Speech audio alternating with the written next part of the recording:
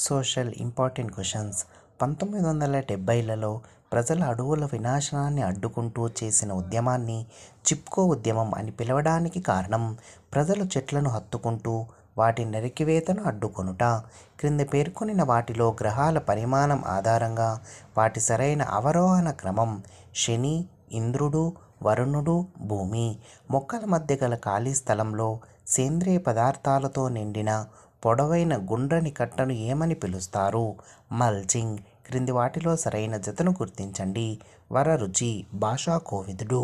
రెండవ తరైన్ యుద్ధానికి సంబంధించి క్రింది వాక్యాల్లో సరైనవి: మహమ్మద్ ఘోరీ పృథ్వీరాజ్ చౌహాన్ను ఓడించాడు.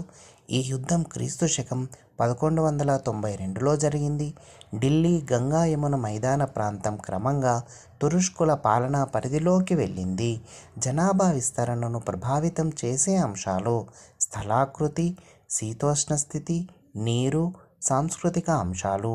భారతదేశ జనసాంద్రతకు సంబంధించి సరైనవి: 2011 జనాభా లెక్కల ప్రకారం పశ్చిమ బెంగాల్ కంటే బీహార్ జనసాంద్రత ఎక్కువ.